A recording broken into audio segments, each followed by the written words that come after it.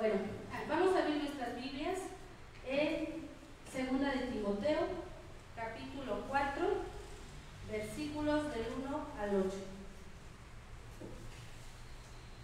Cuando lo tengamos, hermanos, nos ponemos de pie, lo vamos a leer alternadamente.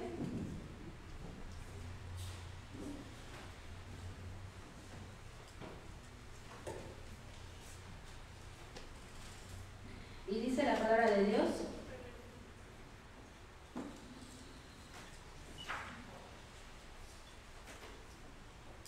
Segunda de Timoteo, capítulo 4,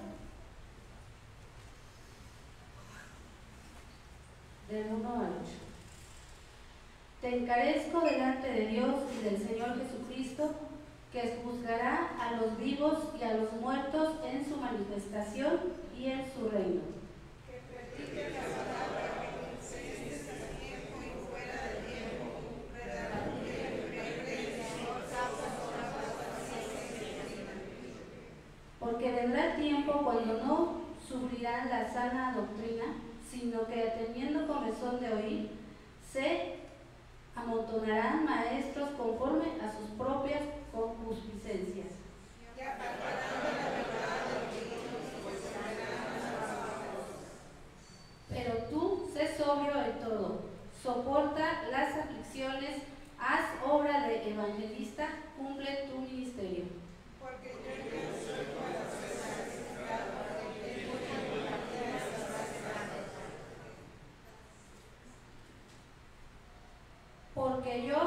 Porque yo ya estoy para ser sacrificado y en el tiempo de mi partida está cercano. He peleado la buena batalla, he acabado la carrera, he guardado la fe. Todos, por lo demás, me está guardada la corona de justicia, la cual me dará el Señor, juez justo, en aquel día, y no solo a mí, sino también a todos los que aman su venida. Amén. Así puestos de pie, hermanos, recibimos a nuestro pastor José Sarrios III con el mensaje Las columnas de la vida eterna.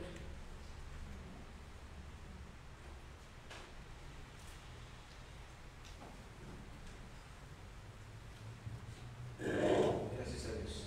Oremos, hermanos. Señor, te agradecemos, Padre Santo.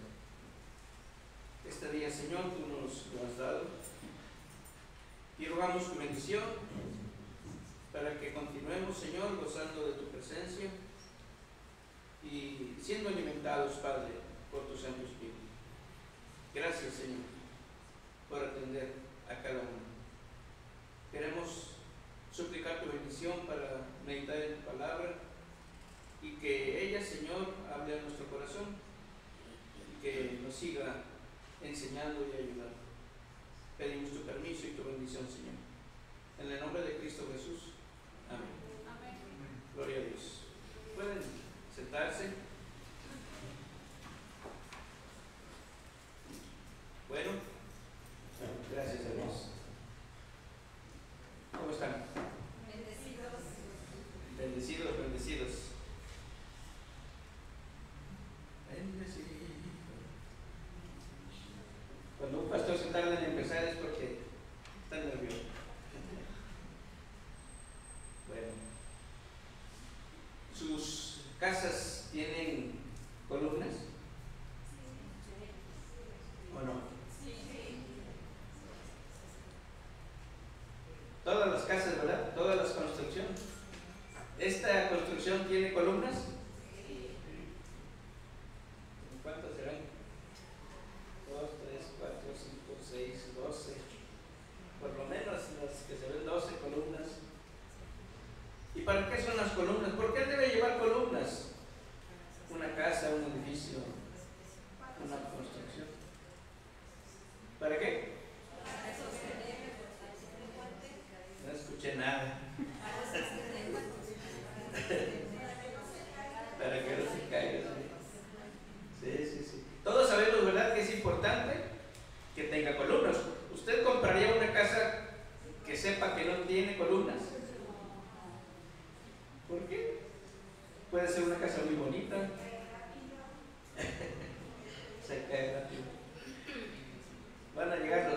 cerditos y van a soplar y esa casa se va a caer rápido. Bueno, la palabra de Dios, amados hermanos, nos habla de esto. Todas las construcciones deben tener columnas, todas. ¿Cuál es la función? Ellas soportan el peso de las losas y de las vigas. Las vigas son estas, ¿verdad? La losa pues es todo el techo. Todo eso soportan las columnas. Las columnas le dan estabilidad y resistencia a la construcción y permiten que soporten grandes fuerzas como las del viento y los terremotos. Pero también mantienen la estructura en posición vertical, evitando que la construcción se caiga. ¿Verdad? Muy importante la función de las columnas. Así que si usted construye su casa, póngale buenas columnas, ¿verdad? Para que esté, aparte de bonita, esté firme, ¿verdad? Bueno. Muy bien, amados hermanos. Si las columnas llegan a debilitarse, ¿qué va a pasar? Se caen o se corre el peligro de que se caigan. ¿Cómo sucede en un incendio o en un terremoto? ¿Verdad? Cuando hay un incendio, ustedes saben que adentro de las columnas que llevan varillas, y las varillas es acero, y con el calor se las debilitan, ¿verdad? Pierden su fuerza y entonces el peso que está arriba las vence. Por eso deben estar fuertes, amados hermanos. Bueno, en la Biblia la palabra de Dios nos habla de las columnas mucho. Por ejemplo, Jueces 16, 26 al 30. Ustedes conocen la historia de Sansón, ¿verdad? Al final de su vida, no vamos a hablar de su vida, pero al final de su vida, él pide que lo coloquen en las columnas, en medio de las columnas del templo de Dagón. Dagón es el dios de los filisteos y tenían un templo grandísimo. La Biblia dice que solamente en la parte de arriba cabían como 3,000 personas. Imagínense. Yo no sé si sería más grande la parte de arriba o la parte de abajo, pero dice que en la parte de arriba cabían como 3,000 personas. Vamos a suponer que en la parte de abajo cabían otras 3,000. Entonces dice que el templo estaba lleno. Bueno, ese lugar estaba lleno. Sansón pidió que lo colocaran en medio de las columnas y dice que con toda su fuerza, ¿verdad?, empujó las columnas y ese templo se vino abajo, ¿verdad? ¿Por qué no pidió? Colóquenme en una pared para tirar esa pared. Porque nada más se iba a caer la pared. Pero como tiró las columnas, se cayó todo el edificio. Vean ustedes la importancia de las columnas. En Nehemías, capítulo 9, versículo 12, se nos dice, ustedes conocen la historia también del pueblo de Israel, que una columna de nube guiaba de día al pueblo de Dios y una columna de fuego guiaba de noche al pueblo de Dios, ¿verdad? Así que protegía, los cuidaba, y cualquier enemigo que quisiera hacerles daño no podía ni acercarse, ¿verdad? Porque ahí estaba esa columna de fuego y ahí estaba esa columna de nube. Y en 1 Corintios 3, 16 y 17, vean ustedes, amados hermanos, la palabra de Dios dice que nosotros, usted y yo, somos las columnas que Dios ha puesto para mantener en pie el templo de Dios. ¿Usted sabe cuál es el templo de Dios?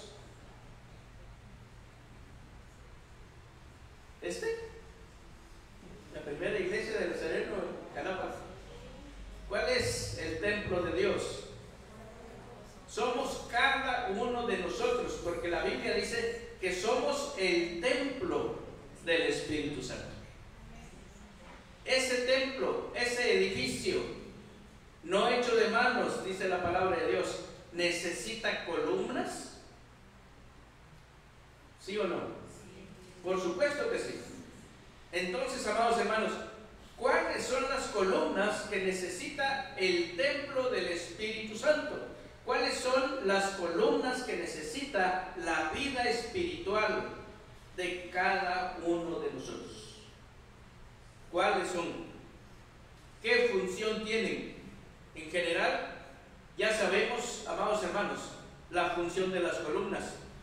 El templo del Espíritu Santo debe tener columnas fuertes, porque si las columnas de nuestra vida se debilitan, amados hermanos, ese templo se va a caer.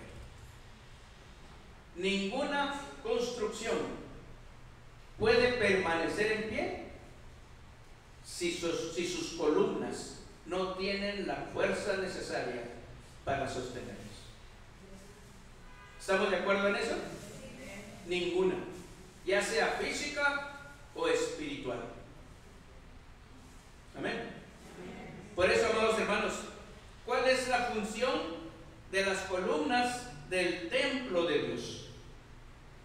Dios nos ha dado una vida espiritual, nos ha construido, nos ha formado de nuevo y ha puesto su presencia, ha puesto su Espíritu Santo en cada uno de nosotros, para que esa vida que Dios, esa nueva vida que Dios nos ha dado, amados hermanos, pueda transitar por este mundo y permanecer firme,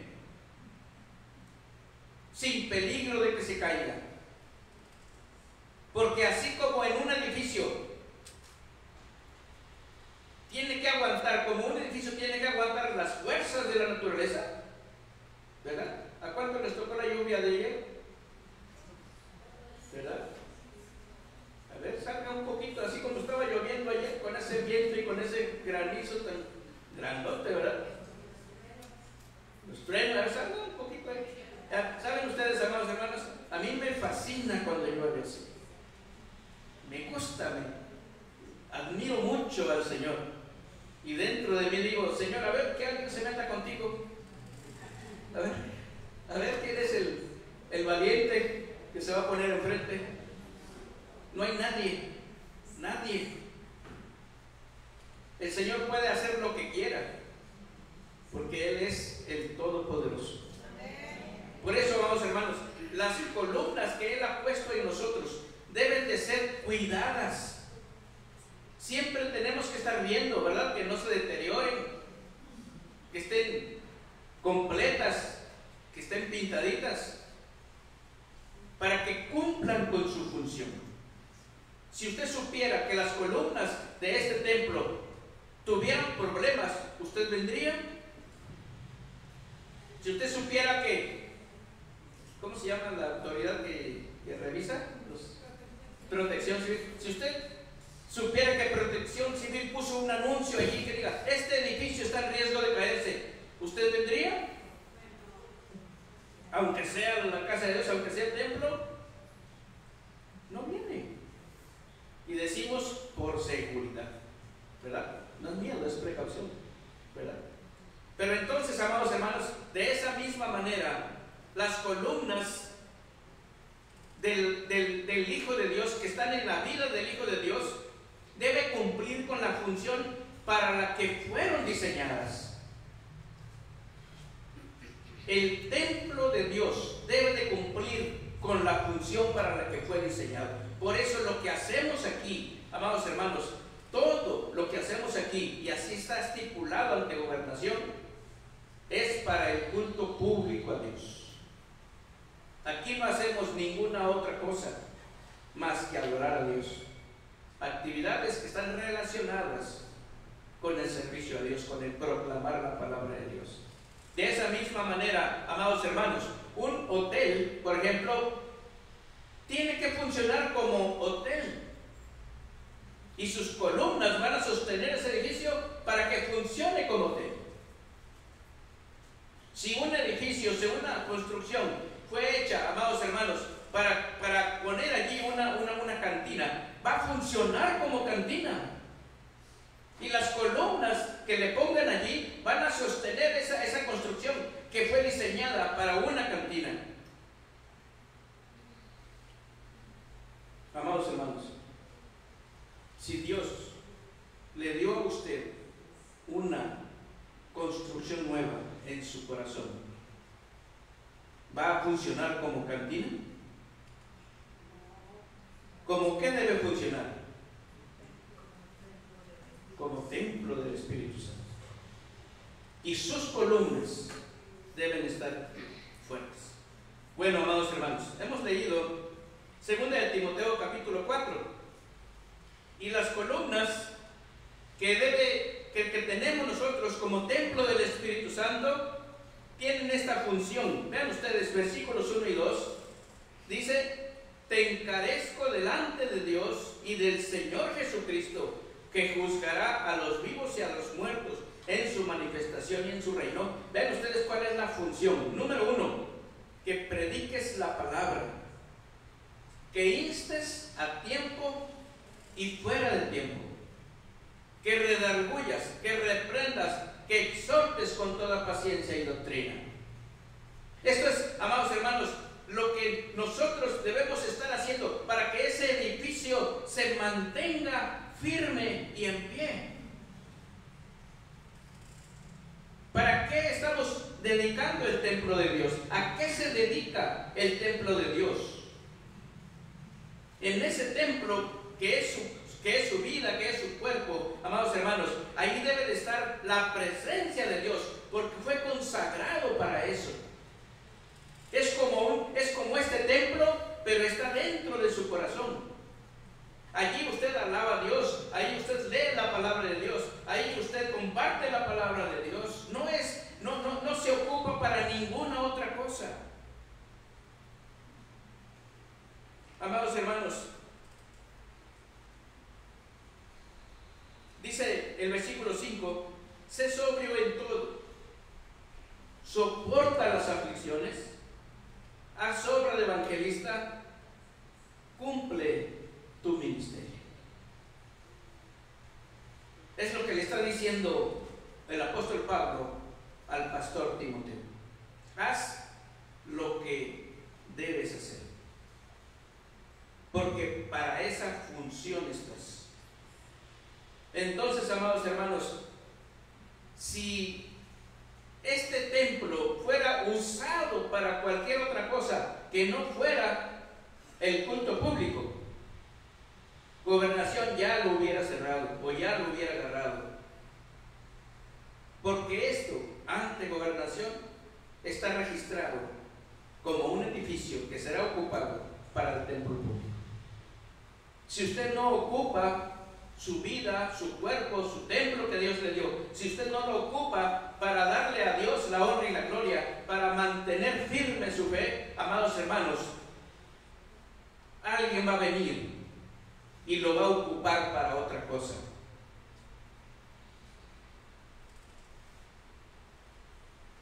La función, amados hermanos, de las columnas de los hijos de Dios es la de soportar los embates de las tentaciones, los dardos de fuego del maligno, las pruebas. Por eso el edificio se mantiene firme. Por eso la vida espiritual se mantiene firme, amados hermanos, porque el encargado de cuidar ese templo, amados hermanos, está atento para que sus columnas no se deterioren, para que sus columnas no se debiliten. No importa la fachada puede estar muy bonita, bien pintadita, bien adornada, pero por dentro tiene que estar bien por dentro para que por fuera también esté bonito.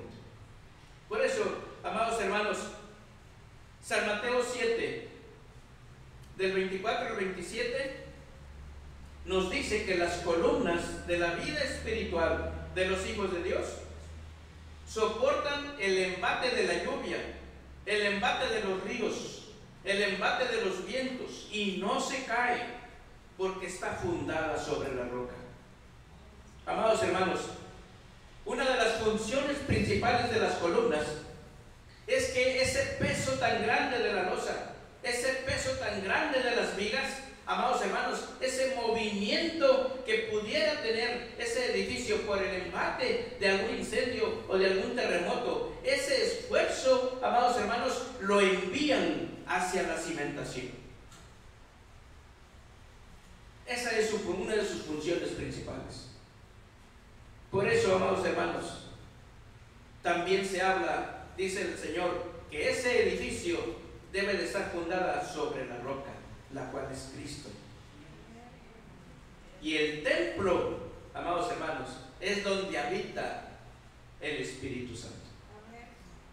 Por eso, amados hermanos, usted como hijo de Dios es templo del Espíritu Santo. Cuide ese templo, cuide, porque en ese lugar se adora a Dios. Amén. Venimos a eso aquí, ¿verdad? A adorar a Dios. En el templo que usted tiene, en su vida, también allí se adora a Dios. Bendito sea el nombre del Señor. Entonces, amados hermanos, son 3 las columnas de las que nos habla el apóstol Pablo. Nuestros jóvenes también nos hablaron de 3 columnas para este proyecto, que les ruego que estén orando por ellos y apóyenlos. Ellos hablaron de vida de santidad. Ellos hablaron de vida de comunidad. Y ellos hablaron de un llamado para servir a Dios.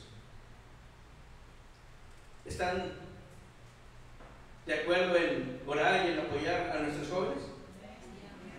Amén. Gloria a Dios. ¿Cuáles son las columnas, amados hermanos? Vean ustedes el versículo 7. Ahí nos da las columnas. Número 1 dice: he peleado la buena batalla. ¿Cuántos años tiene este edificio? Acabamos de cumplir en septiembre 75 años. Este edificio tiene 75 años. ¿Cree que pueda durar otros 75 sin caerse? Amén. Por supuesto que sí. Y mucho más. ¿Usted tiene en su vida, en su corazón, la presencia del Espíritu Santo? ¿Cree que pueda permanecer así firme en el Señor hasta cuando el Señor venga o lo llame? Amén. Bendito sea el nombre del Señor. Entonces, dice aquí el apóstol Pablo: he peleado la buena batalla. He peleado. Eso habla de lucha, de enfrentamiento, de confrontamiento. Eso habla de atacar, habla de defender. No es algo que ha permanecido impasible durante todo el tiempo. El enemigo, dice la palabra de Dios, anda como león rugiente buscando a quien devorar. Eso quiere decir que embate. Eso quiere decir que golpea. Y no lo hace de frente, amados hermanos. Siempre le está buscando a ver una rendija por donde entra, para dañar su vida espiritual, para dañar su matrimonio, para dañar su relación con Dios. Usted tiene que pelear, dice el apóstol Pablo. Esta columna debe de estar fuerte, porque es una columna que pelea la buena batalla. La buena batalla es aquella que se pelea para evitar que las fuerzas del mal llenen su corazón. No debe permitir al enemigo que llene su corazón de odio, de rencor, de resentimiento. Por el contrario, como es el templo del Espíritu Santo, usted siempre debe pelear para que esté lleno de amor, del amor de Dios. Amados hermanos, Efesios 6, del 10 al 13, nos habla acerca de la manera en cómo podemos pelear la buena batalla. Dicen estos versículos: fortaleceos en el Señor y en el poder de su fuerza. Cuando haya, como decía nuestra hermana Laurita, cuando haya alguna tentación, cuando haya algo que el enemigo quiera, ¿verdad?, entrar por ahí, ya sea por la mente o por el corazón, amados hermanos, dice: fortaleceos en el Señor y en el poder de su fuerza. Salmo 27: Jehová es mi luz y mi salvación, Jehová es la fortaleza de mi vida. Vestíos de toda la armadura de Dios, para que podáis estar firmes contra las acechanzas del diablo. Porque no tenemos lucha contra sangre y carne, contra principados, sino contra principados, contra potestades, contra los gobernadores de las tinieblas de este siglo, contra huestes espirituales de maldad en las regiones celestes. Por tanto, dice el apóstol Pablo, tomad toda la armadura de Dios, para que podáis resistir en el día malo, y habiendo acabado todo, estar firmes. Amén. A veces, amados hermanos, las personas nos equivocamos, y en lugar de pelear contra el enemigo, nos peleamos entre nosotros. Pensamos que el problema somos nosotros. Pensamos que el hermano es el que me vio mal, el que habló mal de mí, el que me puso el pie para que yo tropezara, el que me hizo cosas. Amados hermanos, dice la palabra de Dios: nuestra lucha no es contra sangre ni carne. Por eso esa columna, amados hermanos, de pelear la buena batalla, debe de permanecer firme. Debemos estar siempre vestidos, amados hermanos, con toda la armadura de Dios. Amén. Gloria a Dios. Segunda columna: he acabado la carrera. Este edificio es de 3 columnas. Es un edificio chiquito porque es de persona a persona. ¿Cuál es la segunda columna? He acabado la carrera. Si la carrera, amados hermanos, es de 10 kilómetros y yo me doy por vencido a los 8 kilómetros o a los 9 kilómetros, simplemente no la terminé. Importante, acabar la carrera. La vida cristiana, amados hermanos, se ha dicho por allí, no es una carrera de velocidad, sino de resistencia al paso, pero firme, sin alardes,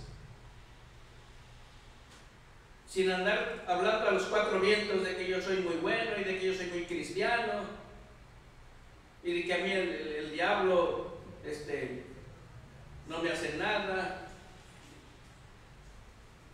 No es eso lo que el Señor nos manda a hacer. El Señor nos manda a permanecer firmes en el Señor, a cuidar nuestra vida espiritual, a mantenernos con el Espíritu de Dios en nuestro corazón, a no permitir que el diablo tome ventaja sobre nosotros, porque tenemos una meta. La meta es acabar la carrera. Cuando terminemos la carrera, amados hermanos, podemos entonces decir: nada ha quedado pendiente. Yo sé que usted está recordando ahorita al Señor Jesucristo en la cruz. Consumado es. ¿Él terminó la carrera? Por supuesto que sí, a pesar de todo. Y lo mismo debemos hacer usted y yo. Vamos a tener problemas, dificultades, tentaciones, pero tenemos que acabar la carrera. Amados hermanos, podemos decir: no ha quedado nada pendiente, no tengo ninguna preocupación de dar cuentas al Señor. Esa es, amados hermanos, lo que se desprende de terminar la carrera. Ya terminé la carrera, pero hice trampa, ¿verdad?, para terminarla. Agarré un atajo y entonces llegué. Tal vez no primero que los demás, pero llegué, pero hice trampa.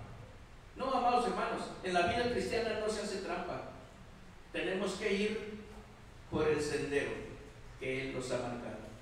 No hay problema, no hay preocupación de entregar buenas cuentas al Señor. Apocalipsis 3:12 dice, al que venciere, al que termine la carrera, yo le haré columna en el templo de mi Dios. Dios nos ha dado el privilegio de ser columnas aquí, chiquitas tal vez, con nuestra vida, siendo fieles en lo poco, pero el Señor nos dará entrada a lo mucho y nos hará columnas, dice, en el templo de Dios.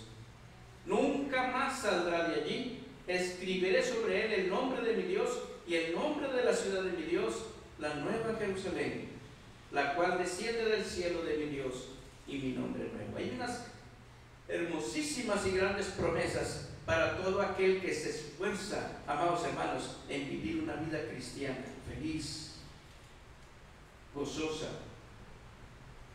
firme en el Señor. Amén. Gloria a Dios. Y la tercera columna es: he guardado la fe. He guardado la fe. Amados hermanos, guardar la fe significa pelear.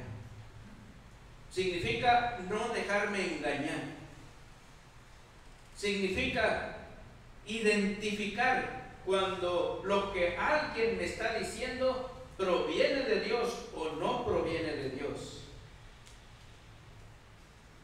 Cuando alguien me dice, no hagas esto, y yo veo que la palabra de Dios dice que no es correcto, si yo hago eso, entonces desobedezco a Dios y obedezco al enemigo.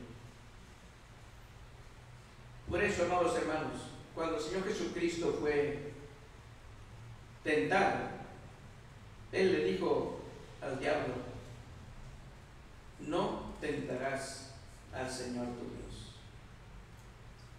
No solo de pan vivirá el hombre, sino de toda palabra que sale de la boca de Dios. Amados hermanos, el Señor Jesucristo con su vida nos da ejemplo de cómo Él guardó la fe, de cómo estuvo siempre ocupado en las cosas de Dios. Guardar la fe significa predicar no solamente, sino vivir lo que la palabra de Dios nos enseña. Guardar la fe, guardarla en el corazón. Que los demás vean que realmente lo que digo también lo vivo. Eso es lo que bendice, amados hermanos, la vida de las personas, y entonces pueden tener el deseo, pueden estar contentos de acercarse a usted, ¿verdad? Siempre lo decimos. Dios quiera que todas las personas que vengan acá encuentren amor, encuentren cariño, encuentren aceptación, porque todos venimos necesitados de Dios. Pero qué feo es que la persona viene y lo primero que encuentra es que nadie lo saluda, o que le hacen una cara fea, o que le hablan feo. Por supuesto que se va. Pero, amados hermanos, cuando una persona guarda la fe, lo que expresa a través de su vida es el amor de Dios, es lo que ha aprendido de la palabra de Dios. El Señor dice en Hebreos 11:6, pero sin fe es imposible agradar a Dios. Y la palabra fe, amados hermanos, tiene dos acepciones: fidelidad y compromiso. La persona que diga que tiene fe es porque es una persona comprometida con Dios, y es porque es una persona fiel a Dios. Por eso lo dice. Pero si es una persona que solo lo dice y no lo vive, no es cierto. Por eso, amados hermanos, ¿cómo son sus columnas? ¿Qué tan fuertes son las columnas de su vida cristiana? ¿Qué tan fuertes son? ¿Será acaso que necesitan varillas más gruesas? ¿Será acaso que necesita la ayuda del artesano divino que le venga a ayudar para fortalecer su cimentación? ¿O fuerza, ¿verdad? Cuando una construcción se manda a revisar porque tiene algún problema, porque aparecen grietas por aquí o por allá, tiene que venir, ¿verdad? Un ingeniero en estructuras y tiene que revisar y va a proponer, ¿verdad?, algunas cosas para hacer, si se puede todavía mantener en pie esa construcción. ¿Usted cree que Dios nos puede ayudar? ¿Lo cree? Cualquiera que sea la necesidad que nosotros podamos tener para vivir una vida santa delante de Dios, una vida que agrade a Dios, ¿cree que Dios nos puede ayudar? Yo le invito, si usted lo cree y necesita que Dios le ayude, este es el altar de Dios. Aquí es donde venimos a platicar con el Señor. Aquí es donde venimos a decirle: Señor, yo te necesito. Pero también es donde venimos a decirle: Señor, gracias, porque hasta aquí tú me has ayudado. Este es el lugar, amados hermanos. Del templo hay un lugar especial para presentarnos delante de Dios. En la Biblia se le llama el altar del sacrificio.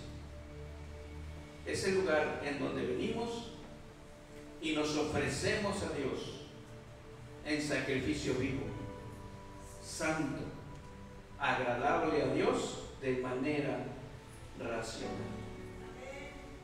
Todo aquel que necesite de Dios, todo aquel que quiera que Dios le mantenga firme, todo aquel que quiera decirle a Dios: Señor, ayúdame para que estas columnas de mi vida cristiana permanezcan firmes. Señor, ayúdame, yo te necesito. La palabra de Dios dice que el cielo no es, o solamente es, para los valientes y para los violentos. No físicamente, no de violencia física, sino de violencia espiritual. De decir: Señor, aquí estoy, reconozco mi necesidad, te necesito. Señor, gracias, porque tú eres bueno. Yo te ruego, Señor, que aceptes nuestro corazón, aceptes nuestra gratitud, porque, Señor, tu presencia santa en nuestro corazón es la que nos permite ser nuevas criaturas, es la que nos capacita para vivir una vida agradable delante de ti, Señor.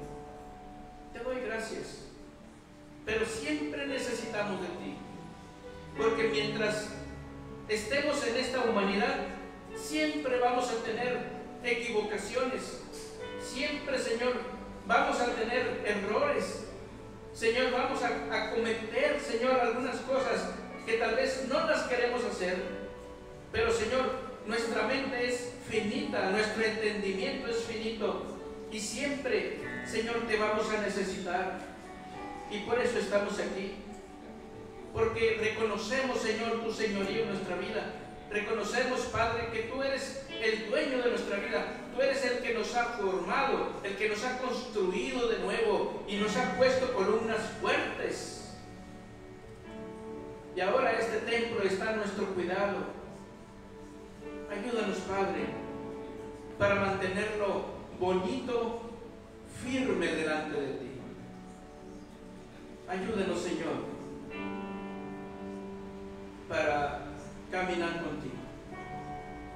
Ayúdanos, Señor, para pedirte ayuda, como el perito arquitecto que eres, que puede volver a poner en pie, Señor, este edificio que tú nos has dado. Te ofrecemos nuestro corazón. Te pedimos perdón por nuestras faltas, pero pedimos, Señor, tu ayuda para retomar el camino y caminar contigo, Señor. Gracias te pedimos, Señor, que tu Espíritu Santo siempre habite en nuestro corazón y que, Señor, Jesucristo siempre sea la base, los cimientos de nuestra fe. Señor, gracias. Bendice a todos mis hermanos, bendice a toda la iglesia. Todos te necesitamos, Señor. Gracias. En el nombre nombre de Cristo Jesús. Amén. Gracias a Dios, amados hermanos, que Dios nos siga bendiciendo.